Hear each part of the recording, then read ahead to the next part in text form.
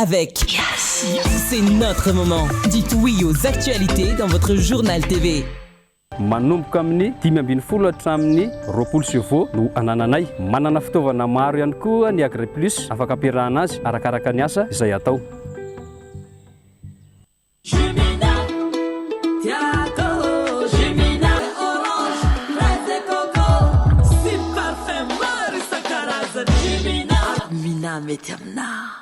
Manolotra ho anao ny vaovao. Salama tompoko, tonga soa tamin'ny Pegasus e. Zahay dia mamokatra kidoro vita avy amin'ny mosy. Tena mateza, voanja fiafy. Manolotra anao ny vaovao.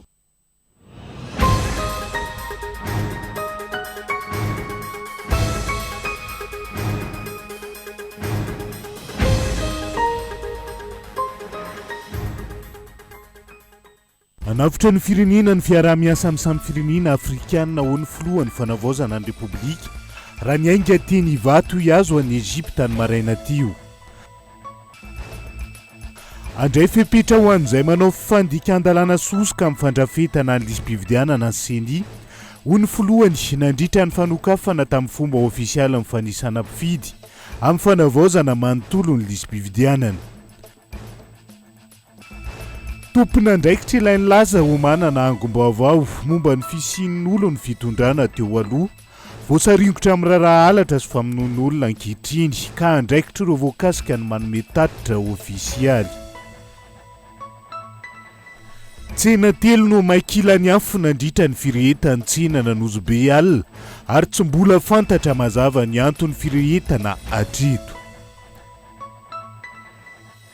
Anovelany maro ireo olona namony ainy sy naratra vokatry norotany mahery vaika nseho tany atsimo andrefany Japon tamin'ity androany ity ny antsiprian'ireo.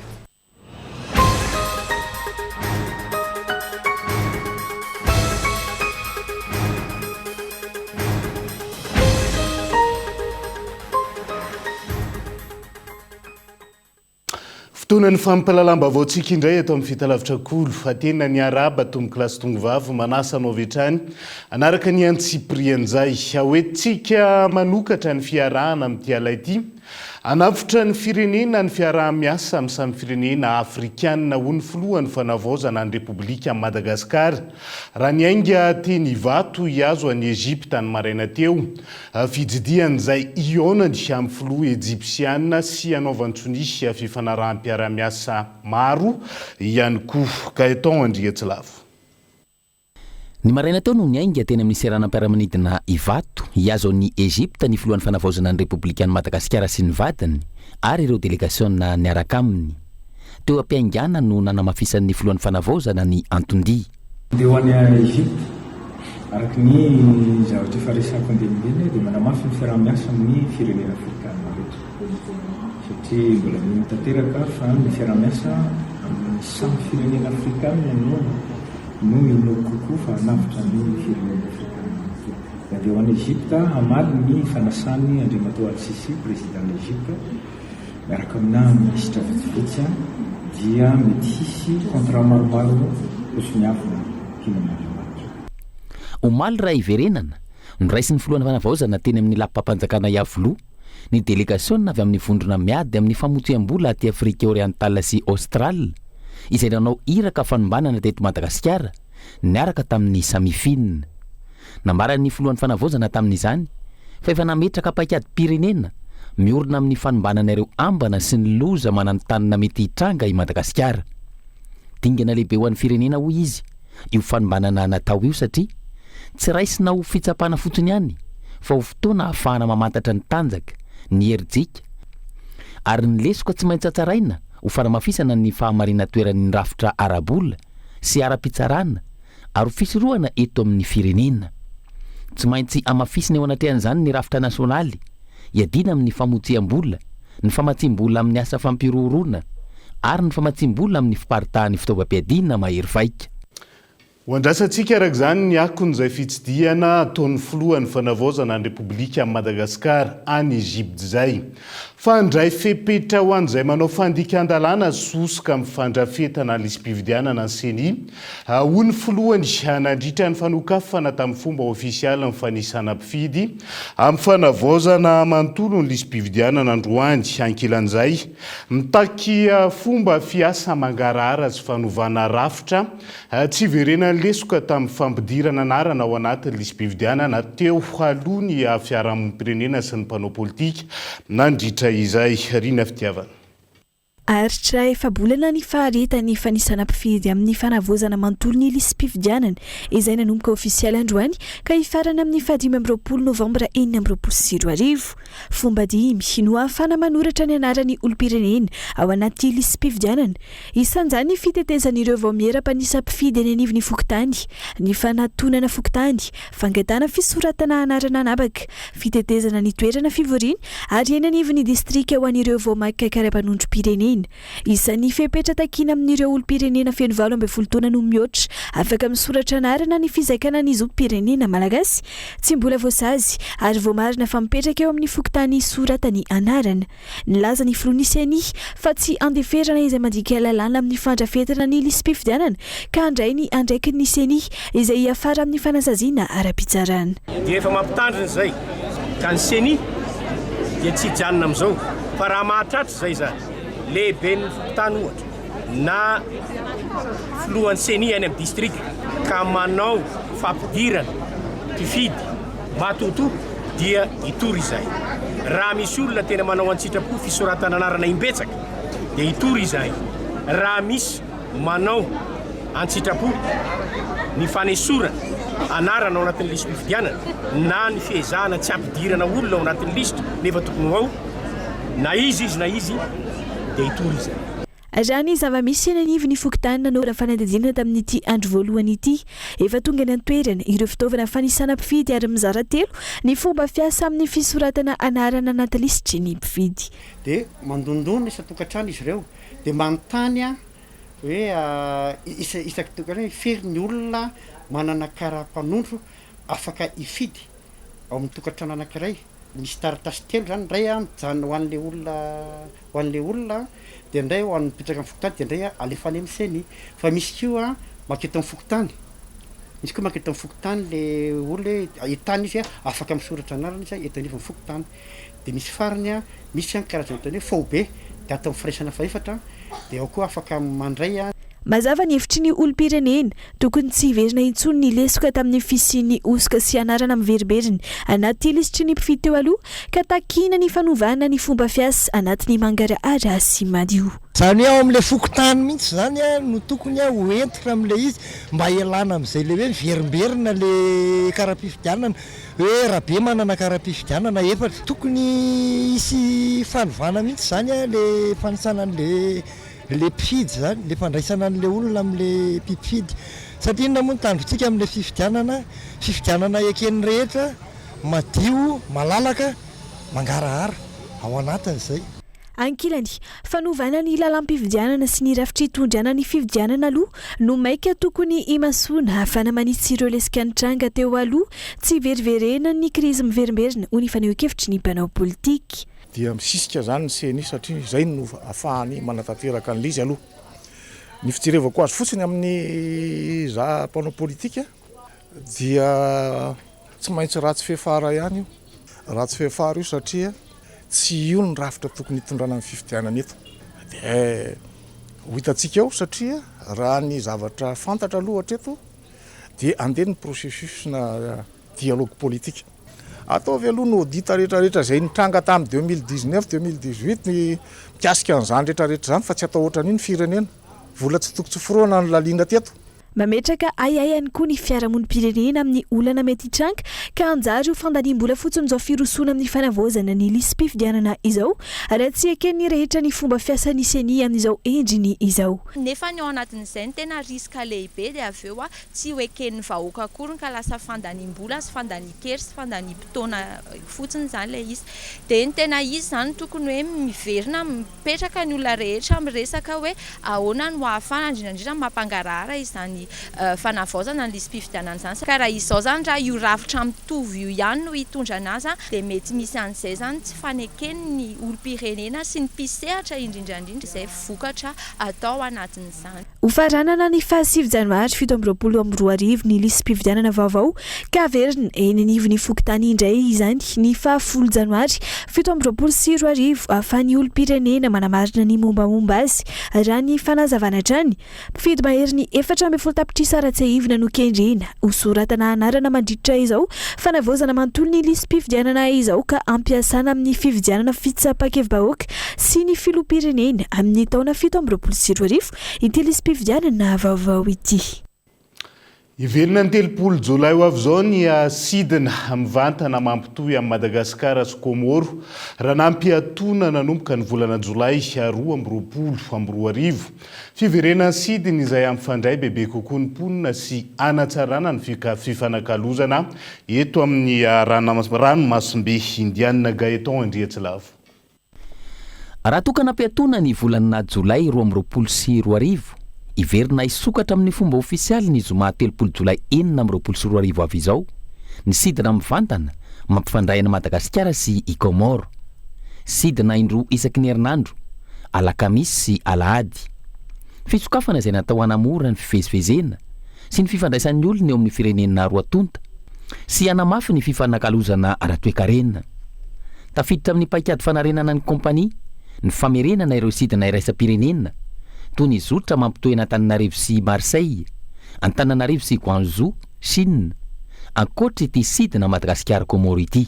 Voalohany indrindra aloha fantatritsika tsara fa natsahatra mihitsy raha teo amin'ny nivon'ny politika direction générale teo aloha ny sidina na eo amin'ny sehatra régional na long courrier. Ho aho kosa izay mandray fitantanana vaovao dia everiko hoe zava-dehibe loatra ny toerana misy a Madagasikara eto anivon'ny Océan Indien ary raha ny habeantsika fotsiny azany dia tokony everiko hoe manana tokony isika mihitsy zany no miezaka mampifandray an'ireo nosy rehetra manodidina eto anivon'ny Océan Indien zareo moa mizara ny canal de Mozambique amintsika dia izay toerana nanan'ny Madagasikara zay izay entin'ny Air Madagasikara satria fatary fa tsika ny porte drapeau ny firenena malagasy dia izay no hitako zava-dehibe loatra ny fiverenana io zotra mampitohy ny Madagasikara sy Komoro io. Ho mariky ny fiandrianam-pirenena sy hanatsaran'ny marika malagasy eo amin'ny sehatra iraisam-pirenena averina amin'ny anarana Air Madagasikara ny kompania nasionaly mpitatitra anabakabaka. Androany ny tanterana ny fanaovan-tsony fiarah-miasa teo amin'ny kompania mpitaterana nasionaly sy ny AFG Bank teo ambany fehiny masivoan'ny Komoro monina sy miasa eto Madagasikara. Fiarah-miasa hanamafisana ny fifanakalozana ara-toekarena sy arabola eo amin'ny firenena roatonta. Anombana ny tena ny firaisamonim-pirenena mahakasika ny fahombiazany zava-bitany teo amin'ny raharaham-pirenena. Izay no isan'ny misongadina ao anatin'ny fakakefitra tanterahany firaisamonim-pirenena isam-paritra ankehitriny. Tojondrina Tahiry. Misy fiantraikany lehibe eo amin'ny fiainam-pirenena sy ny raharaha-politika ny fisian'ny firaisamonim-pirenena. Maro ny fandraisana anjarany amin'ny raharaham-pirenena. Anisan'izany ny karazana fitakiana maro, ny fanairana sy ny fampanenoana lakilosy. Teo ihany koa ny fanambarana ny antefa tamin'ny fanjakana manoloana ireo toe-javatra maro nitranga teto amin'ny firenena, na teo amin'ny raharaha-politika, na ny sosialy, na ny toe-karena, indrindra ny tontolo iainana.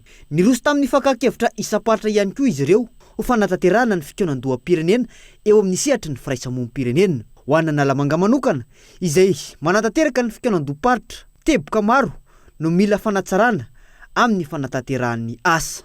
Izahay tsy hoe hiditra fotsiny amin'ilay hoe manao adisisika, manao interpellation, fa hijery koa izay anao tombana zany mombanay firaisamonim-pirenena hoe avita amaly ny etaetam-bahoaka ve, mahavita hiaro ny tombontsoa iombonana ve, zany hoe anao karazana diagnostika zany zahay eto mahakasika anay dia amoaka lahatrasa zay ary tsy adino ihany koa dia anao le atao hoe engagement.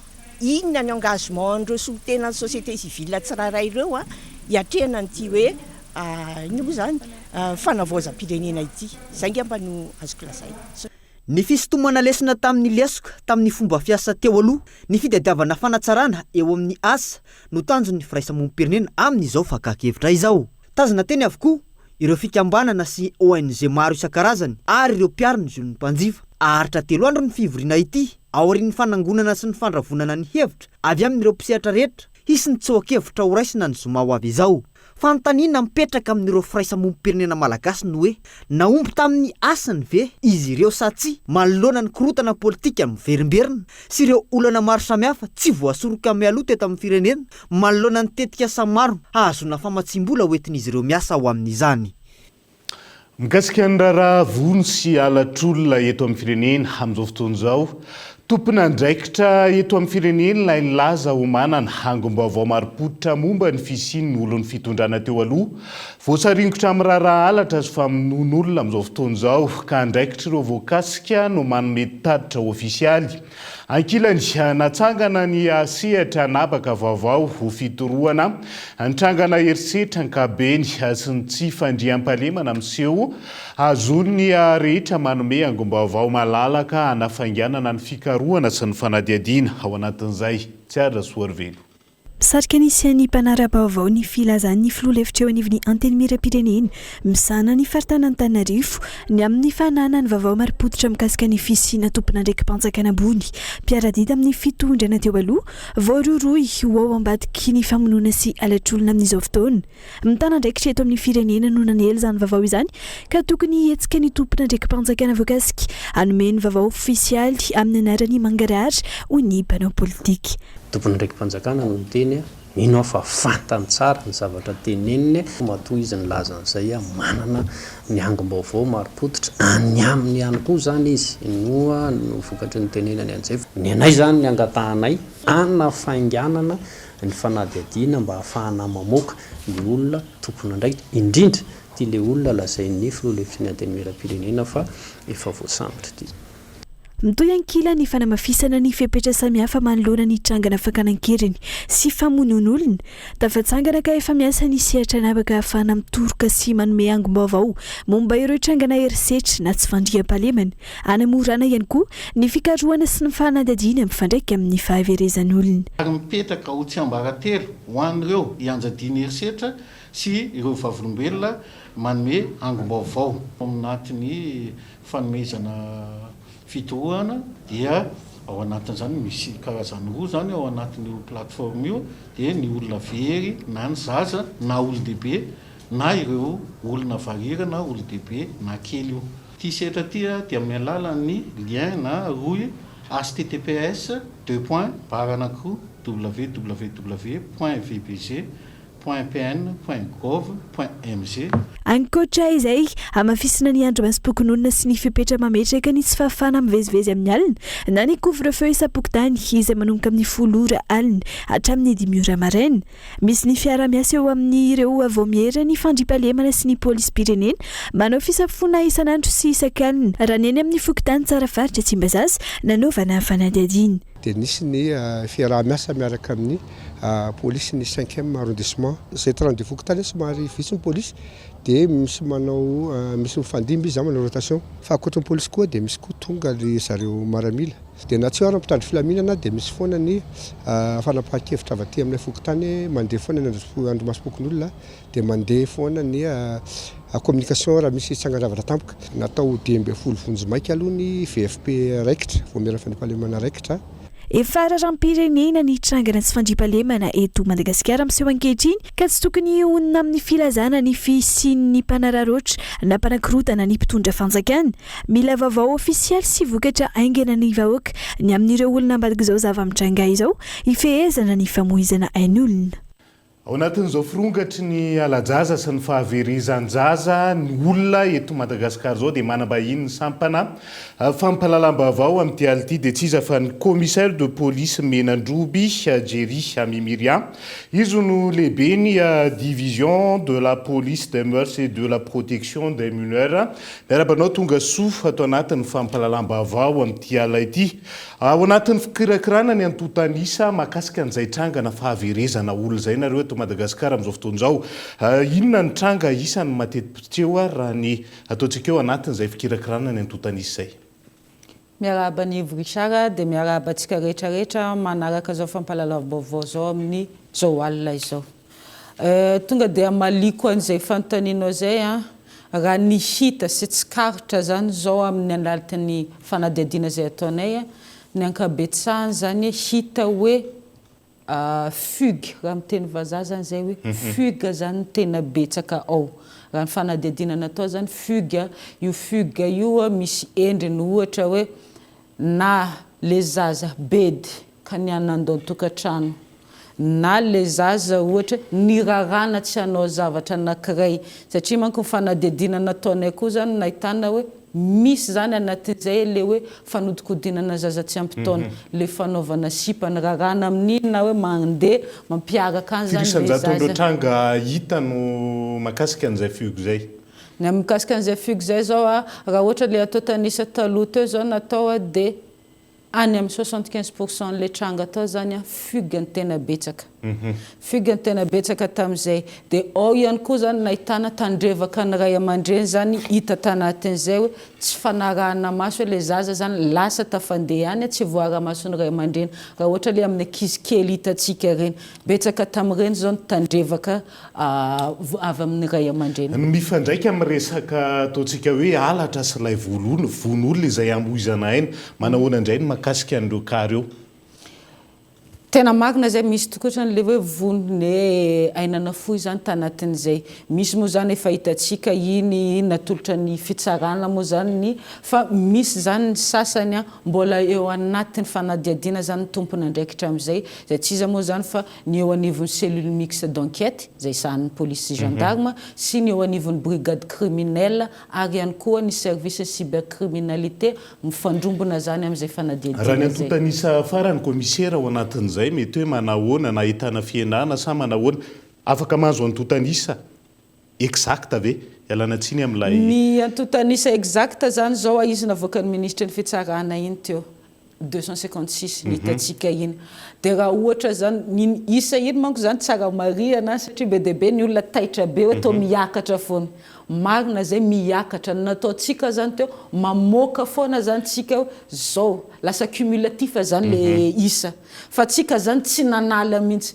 anatin'izay 256 zay fa misy 66 zao mbola betsaka zany akeko fa 60 isa eo zany ny tena isan'olona mbola tena tsy hita hatramin'ny androany aloha zay indrindra tao anatin'izay firony maty mbola tsy nahitana fiovana ilay tarehimarika farany sa manahoana ny maty zany zao le hitantsika tamin'ny Facebook reny ohatra zany zao ohatra hoe Sala Larissa reny Larissa reny manko efa kataloha iny mbola tsy tanatin'le hoe nanaovana ny CEO fa efa tafiditra anatin'le isa reny dia na le teny Antsobolo iny zao nisy dia teny Ambomanambola dia na tsika zao tsy nampiditra anatiny fa nisy koa hitantsika tery Tsimbazaza tery misy an'le katery mbola anatin'ny fanadihadiana daholo zany zay. Ka ao anatin'izay indrindra aiza ho aiza ny fizotry ny tia fanadihadiana ataontsika resaka aina androany ny resaka commissaire aiza ho aiza ny fizotry ny fanadihadiana satria androany zany ny vahoaka malagasy mitodika any aminareo mitodika any amin'ilay sehoana tsangana hoe aiza ny vokatra ny fanadihadiana aiza ny anarana inona marina zava-misy mitenenina hoe déstabilisation sy ny maro hafa inona ny mba efa ataontsika hoe pistana zavatra mivoaka ao anatin'ilay izy hatramin'ny androany ny afaka omena aloha iny aloha zany zao atsika ny aranahita zay manko zany zao ny mpitandro filaminana dia natao hikaroka mpanao fanadihana hikaroka fandikan-dalàna fa ny eo anivon'ny fitsarana no tena hoe mamaritra hoe meloka sa tsy meloka ny olona anankiray ny fanadihadiana misy sasany efa natolotra ny eo anivon'ny fitsarana zay efa nanaovany zareo eo anivon'ny fitsarana tatitra moa zany anaovany amin'ny alalan'ny madame procureur de la république ny ministre ny fitsarana efa samy manao daholo zareo zany tena hoe mahavaly bebe kokoa an'izay fa ny afaka ambarako hoe te hoe manao ny ataony eo anivon'ny mpitandro filaminany fanadihadiana misy ny efa natolotra zay efa nambarantsika ary misy dia mbola andalana ny fanaovana fanadiadiana dia iny zany mbola tsy afaka tononona mihitsy ohatrohatra nahoana zany ao satria mbola anatin'le fanadiadiana zany atao zao. misy hoe olon'ny fitondrana teo aloha ve komisera ao anatin'izay isan'ny ataontsika hoe information nivoaka nanomboka tamin'ny omaly ary be da be ny gazety nandray an'izay ho lohateny sy ny solombavambahoaka ihany koa ny resaka mahakasika an'izay manahoana eto ianao. Dia zay zany za tsy afaka miconfirme an'izay satria anatin'ny mbola fanadiadiana zany zao dia mbola manao ny fanadiadiana zany mpitandro filaminana zao fa raha ohatra ka hoe atolotra eo anivon'ny fitsarana le izy dia hitatsika rehetrarehetra satria manao tatitra koa zany eo anivon'ny fitsarana ny fizotrany atao rehetrarehetra. Manome toky ara ve ianareo any androany hoe tsy maintsy ataontsika hoe ho tratra avokoa ireo tompon'antoka rehetra satria hatramin'ny androany aloha zany dia ny fantatra dia le mpanatanteraka mpamitahiraka fa ny ao ambadika tsy fantatra manome toky ve ianareo androany ho an'ny vahoaka malagasy. Manome toky zany zahay tsy maintsy hanao zay asanay araka an'izay ho vitanay. Le izy zany marina fa hoe misy zavatra zany hoe angatahany vahoaka hitonona anarana tsy manao an'izay zany zay satria manao ny asany ny tokony ho izy manao ny tatitra amin'ny ambaratonga tokony hanaovana azy dia zay tompony andraikitra tompon'izay zany tokony miteny hoe ohatran'izao fa ny mpitandro filaminana indray tena manao ny asany araka ny tokony ho izy. Fanentanana ary farany ho an'ny vahoaka malagasy isiny ny fitoniana ao anatin'ilay zava-misy amin'izao fotoan'izao. Ny fanentanana tiako atao ny zavatra tsy karitray zao tamin'iny hoe be dia be zany tsika marina fa hoe iny resaka réseaux sociaux aingana kokoa zany ny ahitantsika vaovao aingana kokoa zany hampitana hafatra fa nefa anatin'izay tokony ho hisy famelona kely ihany zany ny fanentanana atao eto efa paritaka eny misy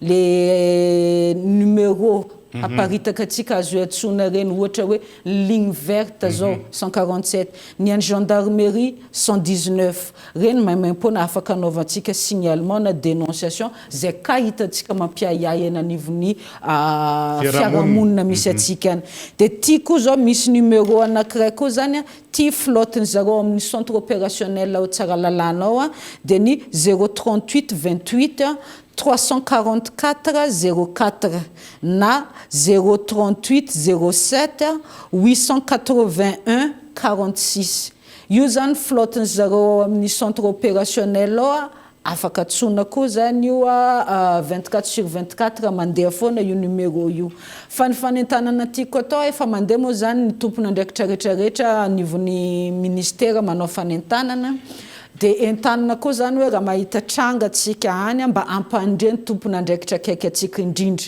satria hoe manao zany atsika zao hoe omba mitady tonga dia alefa atsika eny Facebook tsy ampy ny information mipetraka eo fa iny fotsiny zany ny hitatsika eto zao hoe misy akizy koa zany very na misy olon-dehibe very ny mpitandro filaminana na ny tompony andraikitra akaiky ianao tsy maharaka akoriny hoe misy an'izay tranga izay nefa tsika eran'ny Madagasikara miara mahita hoe misy olona tsy hita indray io zay zany mahatonga hoe be dia be lazaina hoe olona tsy hita dia ny anivon'ny mpitandro filaminana miteny hoe zao ny antotanisa aty aminay aty satria reny olona reny tsy tonga dia avy eo manaraka an'izay zay zany ny an-tanina hoe manatona ny tompony andraikitra akaiky anao indrindra manaova fampilazana.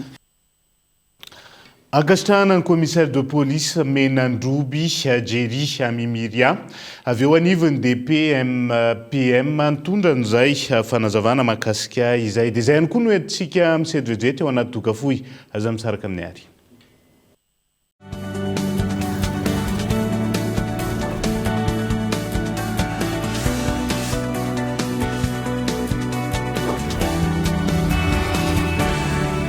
Les soldes d'hiver sont déjà là chez Cosmos. Du 27 juillet au 23 août, prix cassé allant jusqu'à 40% sur plusieurs articles dans tous les magasins Cosmos. Et plus d'une cinquantaine de produits. Les soldes d'hiver avec des prix cassés allant jusqu'à 40% sur plusieurs articles, c'est chez Cosmos du 27 juillet au 23 août. Premier venu, premier servi. Attention, stock limité. Cosmos, votre partenaire de confiance. Pourquoi acheter occasion quand vous pouvez vous permettre un neuf? Tibuta, la nouvelle marque de laptop fiable, rapide et performant.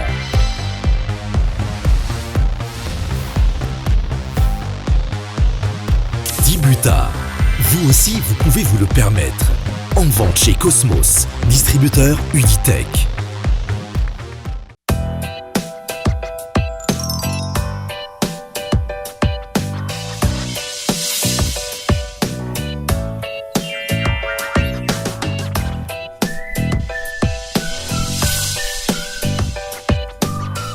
Fa maninona ary ny olona rehetra mivoaka vato aminareo ny fotsy be daholo ny nifiny? Ny tsiambaratelo dia ny Sanidon. Lay dentifrice manafotsy sy mampangirana ny nify. Andramo dia ho hitanao ny vokatra azo avy aminy. Sanidon, lay dentifrice tsy mitovy amin'ny hafa. Manadio sy manafotsy tsara ny nify ary manamanitra ny atovava mandritra ny tontolo andro. Dentifrice Sanidon, blancheur et fraîcheur au quotidien. Distributeur Uditex. Inona no antony ampiasanao ny rasoir Bic 1? Satria mateza. Fampiasako azy isan'andro no mahatsara toy izao. Mora ampiasaina n'aiza n'aiza satria mateo ty amin'ny lafiny rehetra. Ohatrana ihany. Rasoir amin'ny vidiny tena izy. Satria hita eny amin'ny faritra rehetra. Rasoir Bic 1 samy manana ny antony itiavany azy sika rehetra. Manomboka izao efa hitanao eny amin'ny mpivarotra mahazatra anao koa ny rasoir Bic 2 lame. Mapetsaka isika malagasy mila mamokatra aingana azy tsara ny mpamokatra araka izany. Eo amin'ny sehatry ny fambolena sy ny fiompiana dia lasa fitaovana tsy afa-misaraka amin'ny fambolena ny motoculteur. Miainga hatrany amin'ny fiasana ny tany zany hatrany amin'ny fanodinana ny vokatra. Faritra maromaro Madagasikara no efa mampiasa ny motoculteur Agriplus. Mafy sy mora kojakojaina izy reto. Moteur diesel mitsitsy no mampandeha azy. Manomboka amin'ny 520 hatramin'ny 20 chevaux no anananay. Manana fitaovana maro ihany koa ny Agriplus, afaka ampiarahana azy arakaraka ny asa izay atao.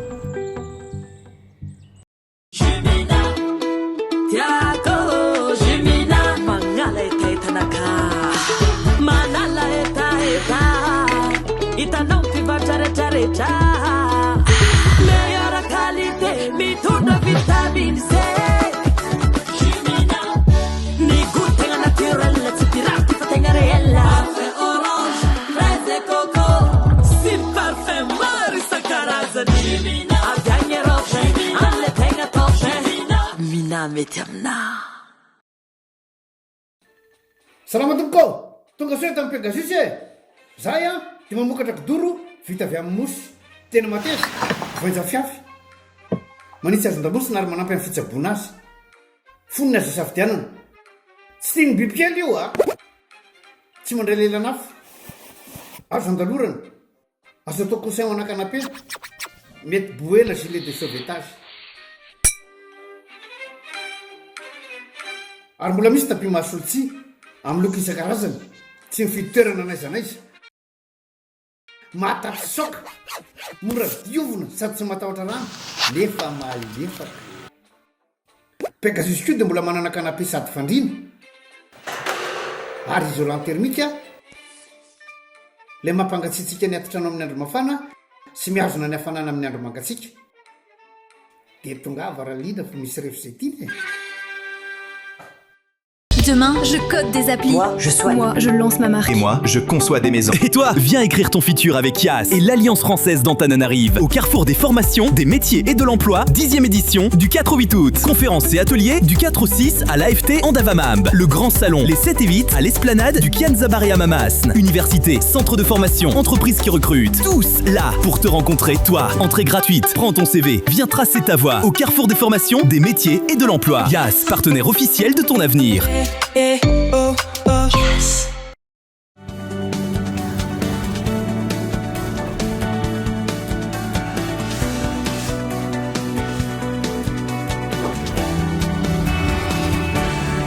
Anoizatsika ny tapany faharoa amin'ny fampalalambavao amin'ity ala ity. ahitana fasimbana goavana ny lalam-pifamoivoizany handrano amin'ny lakan-drano ny mpangalanina mampitohy any Toamasina sy Mananjary amin'ny taraina vokatry ny fahasarotana mianjady azy ireo amin'ny fivezivezeny ireo mpitatitra amin'izao fotoana izao manaitra ny fanjakana sy ny manam-pahefana mahefy izy ireo andray andraikitra aingana amin'ny fandavahana sy ny fanadiovana ny fodo-dravitra sy ankehitriny. Brodora Setazagabain loha. Miatery sy marivo ny rano ao amin'ny lakan-drano Pangalanina amin'izao fotoana izao, manomboka Toamasina, mandalo any Mahanoro sy Nosy-Varika, hatrany Mananjary izany olana izany. Ny tsy fisiany ny asa fikotsakojana no antony lehibe mahatonga izao fahasimbana izao, mahatsiaro nafoy sy tsy misy mijery ireo mpampiasa ity lakan-drano ity, manoloana ny fahasarotana mianjady amin'izy ireo isan'andro. Rehefa marivo ny rano izao dia mety tavela ilay lakana, dia mijaly koa ilay olona any ambadika any amin'ilay transport. Tsy maintsy manao transportement zany mitatitra mihitsy ilay olona zay zao ny olana amin'ilay rano marivo. Nefa zao commence mainy tany amin'izao dia may marivo ny rano. Mila zay mpitondra fanjakana mba hangady ny lalana io mba misy hanaovana transport ny vahoaka mandeha ny entana foky daholo ny olona hatraminay mba tsy dia mijaly amin'ilay famoivoizana zany amin'ilay lalana. Vokatry izany fahasimbany lalam-pifamoivoizana izany, miakatra amin'ny vidiny entana ilaina amin'ny fiainana andavanandro na ny BBN any amin'ny distrikany Mahanoro, Nosy-Varika ary Mananjary. Miankina be aminay mpitatitra zany ny atongavan'io entana io ara-potoagna any amin'ny toerana izay misy anazy ary ny fahatarana misy eo amin'io fahatongavan'io entana io any Mananjary ihany koa dia miteraka fahasahiranana ho an'ny mponina satria lasa miakatra ny vidin'ny entana raha dia miakatra automatika ihany koa ny vidim-piainana ka mba napetraka nareo ao amin'ny APMF tompoko ikarakara sy agnamboatra an'io lalana io. Ankoatr'izay, ny tokony ireo mpitondra sy tompon-dakana lehibe mpitatitra entana manao zotra amin'ny lakan-drano Pangalana, Toamasina, Mananjary noho ny fahatsetsena ny lakan-drano. Araka ny nambaran'izy ireo, ny tombony fotoana lany sy ny fandaniana amin'ity, raha 5 andro zany teo aloha dia voatapabolana zany farafahakeliny amin'izao fotoana izao. Voatery mandora itsy ariary farafahakeliny izy ireo, anakaramana olona amin'ireo faritra tsentsina. Eo koa ny vola tsy maintsy aloha amin'ny APMF, mitentina 7 alariary isaky ny lakana sy ireo vola hafa aloha amin'ireo sakana eny an-dalana. Etsika fanairana ity fitokonana ity ary toy izany raha tsy misy ny vahaolana. Miantso ny fitondram-panjakana sy ireo tompon'andraikitra voakasika izy ireo, andray ny fepetra maika amin'ny fanadiovana sy fanarenana ny lakan-drano Pangalana, iverenany ny fivezivezen'ny lakana amin'ny laoniny. Lafomba vao hafa sarotra ho an'ireo komuna ny manatanteraka tanjona ara-pampandrosoana raha tsy misy ny paikady mazava avy amin'ny fanetsehana ny loharanom-bola sy ny fampiroboroboana ny fahatsapatena haraketrana civisme fiscal. Ndrosoana araka izany ny fampiofana ireo ben'ny tanàna sy ampiara-miasa aminy avy amin'ny distrika 3 tao Vakinakaratra Andrindrina Randriamiarosokolo Antsirabe. Nosokafana tamin'ny fomba ofisialy androany talata 20 volana Jolay 2024 teto amin'ny renivohitry ny faritry Vakinakaratra ny fampiofanana ireo ben'ny tanàna sy mpiara-miasa aminy avy amin'ireo distrika misa 3 ato anatin'ny faritry Vakinakaratra. Fampiofanana izay fiara-miasan'ny ministerany atotany sy ny fitsinjaram-pahefana ary ny INDDL entina namafisana sy anatsarana ny tamberin'andraikitra ho an'ireo vahoaka. Manana anjara biriky lehibe ny vondrom-bahoaka itsinjaram-pahefana indrindra fa ireo komuna sarotra ho an'ny komuna ny manatanteraka tanjona ara-pampandrosoana raha tsy misy paikady mazava avy amin'ny fanetsehana loharanom-bola sy ny fampiroboroboana ny fahatsapatena araketra na ny civisme fiscal hoy ny tale jeneraly ny INDDL ka izany indrindra no antony izao fampiofanana izao mba hahafahan'ireo komuna mitondra ny tandrifin-andraikitrany amin'ny atsakany sy andavany ao anatin'ny fanajana tanteraka ny didy aman-dalàna ary mitondra fahombiazana.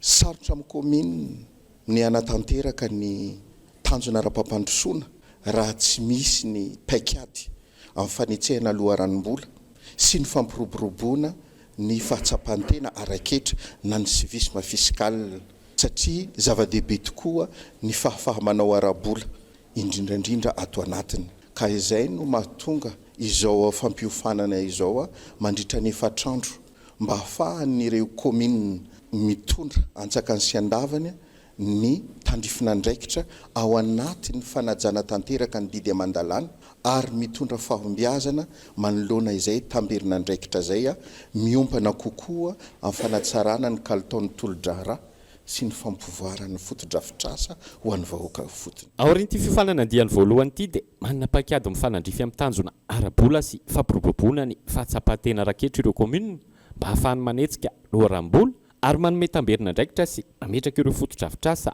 izay angatahan'ny vahoaka eo ihany koa ny kalitaon'ireo tokodrara. Ie ny paikady ny DDL moa zany miaraka dolo miatrika fampiofanana ny komina rehetrarehetra na izay efa mirosololo na izay somary mbola taraiky satria anisany mampiavaka ny tantsoroka hoentiny ny DDL izay fampizarana traikefa iainan'ny komina zay mba ahatsapany komina fa azo tanterahana antsakany sy andavana ny fanetsehana loharanombola sy ny fampivoarana izay fahatsapantena araketra zay mba ho isy tamberina ndraikitra mivengana kokoa ho an'ny vahoaka ifotony. Araka izany dia haritra efatrandro ity fampiofanana ireo ben'ny tanàna sy mpiara-miasa amin'ity eto amin'ny fatrifakina karatra ary komuna 7 avy amin'ireo distrika misy telo no isitraka izany. Ambohim-pionan'ireo fikambanany pikabary malagasy maneran-tany ao Mahajanga amin'izao fotoana izao izay anatanterahana ny zaikabe fahinina taorian'ny zaikabe fahadimy izay natao tany Fianaratsoa efa taona lasa izay Christian Andriamierikolo Mahajanga. Hanatsara ny satafototra ny fomba fiasa ao anatiny ny tarazon'ny fikambanana ireo no dinihina mandritra ny zaikabe fahenina tanterahana eto Mahajanga ho an'ny fimpima fikambanany pikabary malagasy izay ahitana solontenan'ny pikabary malagasy maneran-tany. Feno ny fandaharam-potoana ao anatin'izay zaikabe mandritra ny herinandro izay eto Mahajanga. Amin'ity fotoana ity koa no anatanterahana ny fifidianana indray izay tantana ny fikambanana amin'ny efa-taona ho avy.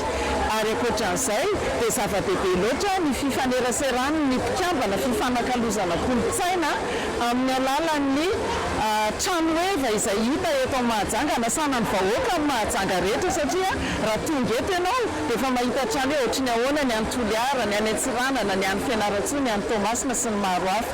Misy ny takariva isan'andro izay anehoana izay kanto isa-paritra izay fa ny alakamisy ihany koa dia misy ny ataonay hoe faribolan'ny pikabary dia amin'izay fotoana izay afaka mifampidinidinika mifanakalo. Ilay takariva mantsy seho kanto, hira, fanehoana fitafy, fanehoana ny taovolo, dia mampiavaka ny isa-paritra. Fa ilay faribolan'ny pikabary kosa ataonay ny alakamisy dia tena takalo mihitsy, ifanakalozana mihitsy ohatra hoe famaninona ny Toliara any no maharitra ela izay voalevina ny olona rehefa maty. Ahoana koa raha misy fangataham-bady fokoro samihafa, izany hoe tena fifanakalozana. Dia tsy ny any ivelany ihany fa izay koa mba mianatra ny eto an-toerana. Dia efa misy koa zany ny olona avy eto an-toerana hitafa aminay momba ny fomba sakalava zany, fomba mampanao. Trandraka tany mena moa ka volotany no arahana dia fifaliana ho anay foibe ny fikambanan'ny pikabary malagasy maneran-tany ny tonga eto Mahajanga ankehitriny. 7 mianadaha amin'ireo mpianatra 130 no nitolorana maro-boninahitra ka nirota amin'ireo taniketsa nahazo maro-pitozonana nandritra ny andro fanokafana taorian'ny diabe mitahiry tantara sy kantony teny malagasy ny fikambanan'ny pikabary malagasy nandritra izay 13 taona nisian'izay. 13 taona izao nisian'ny fikambanan'ny pikabary malagasy fikambanana zokony indrindra raha sehitry ny kabary ndresahana. Ary ny tanjona dia hoe miaro sy manonotra ny fomba mampitenenana malagasy amin'ny alalan'ny kabary, teny filamatra izay tia mitendrazana, tia mitandrazana, tsy miovy ireo. Dia samy miezaka zany ny isa-paritra satria manerana Madagasikara ny fibima dia samy miezaka ny isa-paritra manao izay atrarana izay tanjona izay araky ny fomba mampanao sy ny fiteny any amin'ny tsirairay avy. 14 mirahalahy nanorina ny fikambanana teny Ampendohana raha tamin'ny taonjato faharoapolo iny dia mbola tao anjato ny mpikambana. Ankehitriny raha ny mpianatra fotsiny nefa manodidina ny 2,000 isa-taona ny mpianatra avoakana eto anivon'ny fikambanan'ny pikabary malagasy ary sokajy rehetra na ankizy ny tanora ny lehibe fampianarana araky ny nambarako hoe misy ny taniketsa ny mpiofana ny takalo ny mpandalina. 20 taona nitondran'ny filoha foibe Andriambovonjy hanitry ny aina ny fimpima izay nametra-pialana ny tapany arivan'ny andro fanokafana mialohany ahazahoana ny filoha foibe vaovao ao anatin'izao zaikabe izao ka ny filoha mikarakara ny zaikabe eto Mahajanga no namindrana ny fitantanana mandra-pahavoafidy izay ho filoha foibe vaovao izay.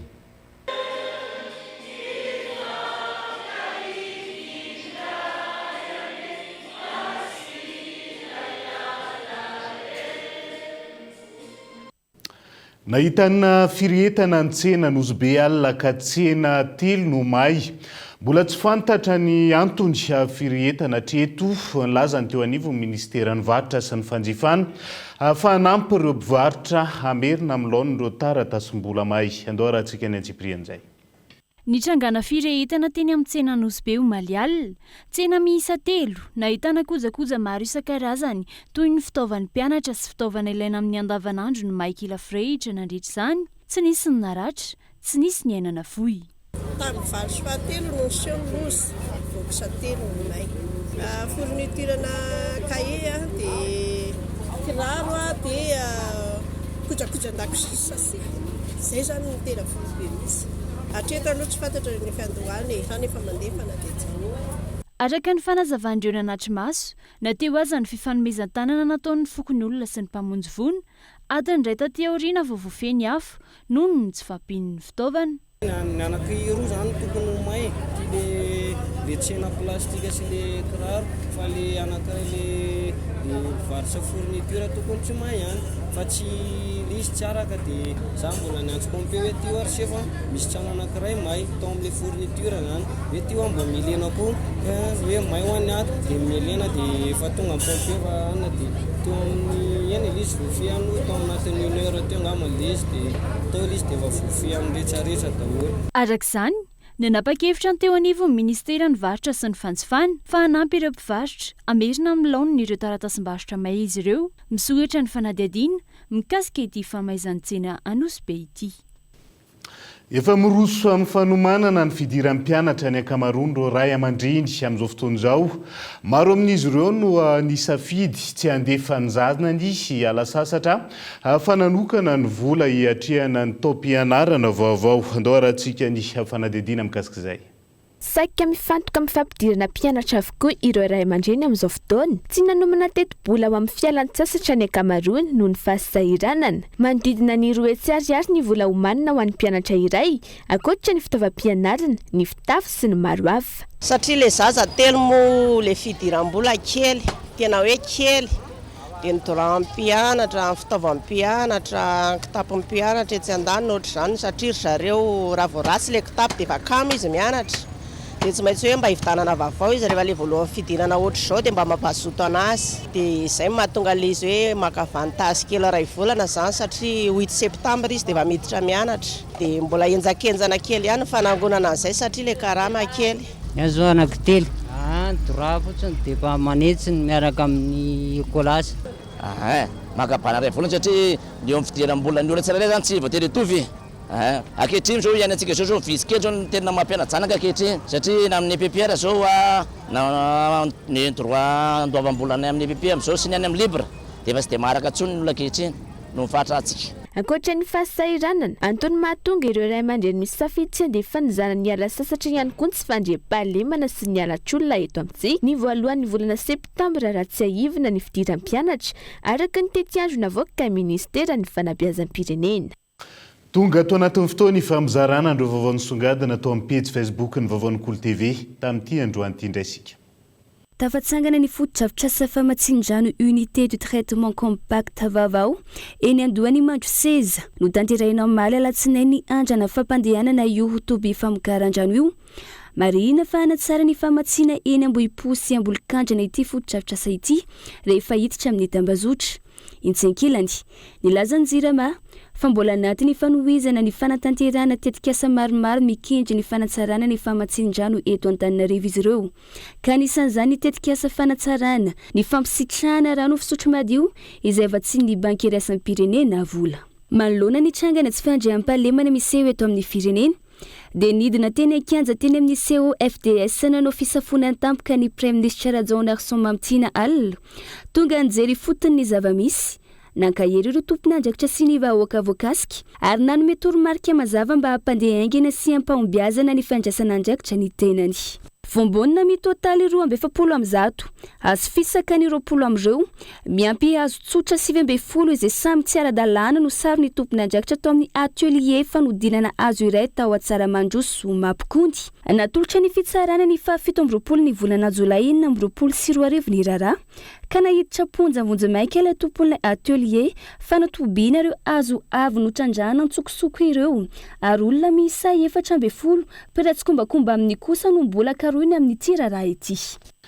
dia zay ihany koa no entsika miampita ao anatin'ny maresaka iraisam-pirenena vetivety olona mpolo ny mahiry hanona ratra maro ihany koa ireo namony ainy tany amin'ny faritra atsimo andrefany Japon vokatry norotany mahery vaika tamin'ity androan'ity trano maro ihany koa ny rava sy may mbola mitohy amin'izao fotoana ny fikarohan'ireo olona maro indrindra ireo totry ny toeram-pivarotana goavana izay isan'ny rodana nandridrany hoy ny mpamonjy vona any toerana dia zay ihany koa no entina manakatondray ny fiarahana amin'ity ality ankasitrahany ianao nanaraka ny fampalalam-baovao hatramin'ny farany mandrapitafa fa indray ary tomboky lasy tongo vavy elo matoboka.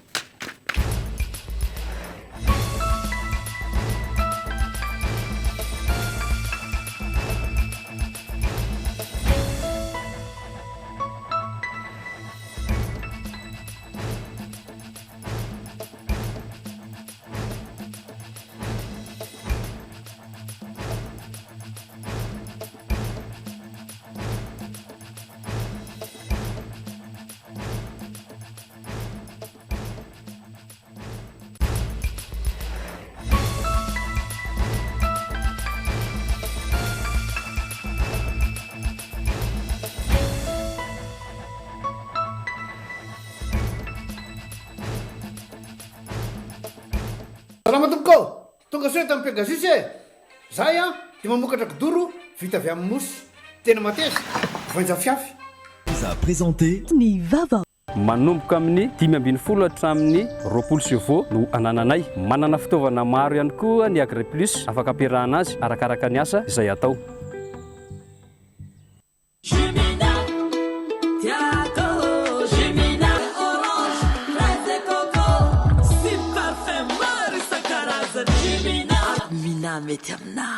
Nanolotra ho anao teo ny vaovao avec Yes. C'est notre moment. Dites oui aux actualités dans votre journal TV.